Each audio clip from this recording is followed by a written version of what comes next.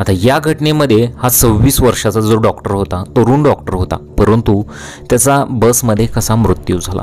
Ticket काढताना असं काय झालं की त्याचा जागेवरच मृत्यू झाला? तो खूप तरुणसुद्धा होता, परंतु त्याच्यासोबत जे घडलं ते अत्यंत भयंकर आहे आणि तुमच्यासोबतसुद्धा असं घडू शकतं. तेव्हा तुम्ही काय केलं पाहिजे ते व्हिडिओच्या शेवटी नक्की पहा. आता वजर प्राथमिक आरोग्य केंद्रात नांदेड येथील असित योगीराज वानखेडे वय वर्ष 26 हा 25 ऑगस्टला रुजू झाला होता. आता सोमवारी दुपारी 4 वाजता तो ड्युटी संपून वजर येथून नांदेडकडे जाण्यासाठी त्यांचा सहकारी भगवान कांबळे यांच्यासोबत जिंतूर आगाराच्या बसमध्ये जिंतूर बस स्थानकावर आला होता. आता सायंकाळी 6 वाजता बस पोहोचल्यानंतर कांबळे यांना बोरीला वानखेडे यांना नांदेडला जायचे होते, म्हणून कांबळे यांनी डॉक्टर वानखेडे यांना परभणीला जाणाऱ्या बसमध्ये जाण्यास सांगितले. त्यावर डॉक्टर वानखेडे यांनी बसला गर्दी आहे, तुम्ही पुढे जा, मी दुसऱ्या बसने येतो असं सांगितलं होतं. त्यानंतर वजर येथून जिंतूरला आलेली बस ही गडदगव्हाणला जाण्यासाठी निघाली. वाहक शंकर भाग्यवंत हे प्रवाशांचे तिकीट काढत असताना त्यांनी डॉक्टर वानखेडे यांना तिकीट घेण्यासाठी 2-3दा विचारले.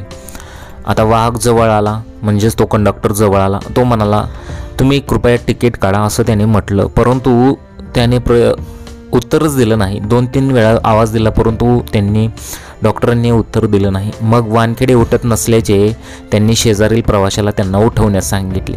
जेव्हा शेजारील प्रवाशांनी त्यांना हात लावला, हाताने उठवण्याचा प्रयत्न केला, अक्षरशः ते सीटवरून त्यांच्या खाली पडले आणि एकच गदारोळ त्या बसमध्ये माजला आणि खरं तर तिथेच त्यांचा मृत्यू झाला होता. त्यांना मग सगळ्यांनी एका हॉस्पिटलला ते घेऊन गेले, परंतु तेथील डॉक्टरांनी त्यांना हृदयविकाराचा तीव्र झटका आलेला आहे, तेव्हा त्यांचा जीव कधीच गेलेला आहे असं सांगितलं. आता हार्ट अटॅक येऊ नये म्हणून ज्या काही गोष्टी आहेत त्या अत्यंत महत्त्वाच्या गोष्टी आम्ही तुम्हाला सांगणार आहोत. जर तुमची जास्त हालचाल नसेल, तुम्ही एका जागी बसून तुमचं काम असेल, तर तुम्ही जर 100% म्हणजे पूर्ण जेवत असाल तर तुम्ही तसं करू नये. तुम्ही फक्त 70 ते 60% जेवावं, म्हणजे तुम्ही फुल जेवण करूच नाही. तुम्ही थोडंसं तुमचं पोट जे आहे ते मोकळं ठेवलंच पाहिजे.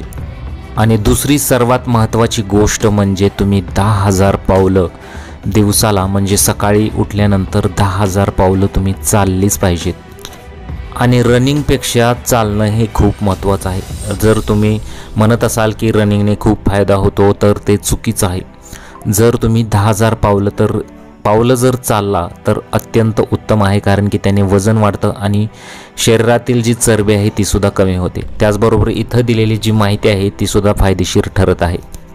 आणि चपाती ही माणसाला शरीरासाठी खूप घातक आहे. आजकालचे जे गहू आहेत किंवा चपाती आहे आपण का टाळलं पाहिजे ते आम्ही तुम्हाला पुढील व्हिडिओमध्ये नक्की सांगू.